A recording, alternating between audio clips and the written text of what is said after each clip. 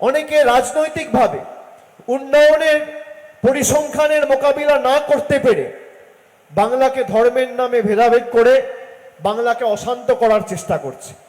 আমি এই সভা থেকে আপনাদের যারা যেখানে এই সমাজ মাধ্যমের মাধ্যমে এই বক্তব্য শুনছেন বা দেখছেন, আমি সকলকে অনুরোধ করব বাংলার কৃষ্টি সংস্কৃতি বজায় রেখে আমাদের এলাকার শান্তি শৃঙ্খলা এবং সম্প্রীতি যাতে অক্ষুণ্ণ থাকে, আমাদের প্রত্যেককে সজাগ থাকতে হবে, সচেতন থাকতে হবে। কেউ কেউ চায় বাংলায় যাতে আগুন জ্বলে, কেউ কেউ চায় বাংলার টাকা আটকে দিয়ে বাংলাকে ভাতে মারতে, বাংলাকে পেটে মারতে। আমাদের সরকার থাকার দিন পর্যন্ত বাংলার একটা মানুষকে ভাতে মারার বা পেটে মারার দুঃসাহস কেন্দ্র সরকার দেখাতে পারবে না। আমি আপনাদের দায়িত্ব নিয়ে বলে দিয়ে যাচ্ছি। এই যে এসএসসি নিয়ে সুপ্রিম কোর্টের রায়, এই রায়ে আমরা সুপ্রিম কোর্টকে সম্মান করি, সুপ্রিম কোর্টকে মর্যাদা জানাই, আমরা সুপ্রিম কোর্টকে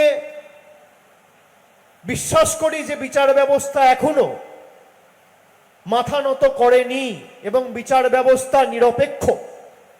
কিন্তু কোনো রায় যদি আমার পছন্দ না হয়, সেই জাজমেন্টকে ক্রিটিসাইজ করার রাইট কিন্তু ভারতবর্ষের সংবিধান প্রত্যেকটা ভারতবর্ষের নাগরিককে দিয়েছে। এই রায়ের মাধ্যমে কোথাও যেন আমার মনে হচ্ছে ভারতীয় জনতা পার্টির যে বৈমাতৃসুলভ আচরণ এবং বাংলার মানুষের প্রতি ধারাবাহিক বৈমাতৃসুলভ আচরণ এবং মানসিকতা, তার প্রতিফলন আমরা দেখতে পেয়েছি। আমি কেন বলছি, আপনি দেখুন, প্রায় 59 লক্ষ জব কার্ড হোল্ডার, 10 জন 15 জন ভুল করেছে, 60 লক্ষ গরিব মানুষের টাকা বন্ধ। অন্যদিকে আপনি দেখুন বাড়ির ক্ষেত্রে কোথাও কোনো যদি সরকারের কাছে কোনো কমপ্লেন এসছে, তৎক্ষণাৎ সরকার ব্যবস্থা নিয়েছে, তদন্ত করেছে।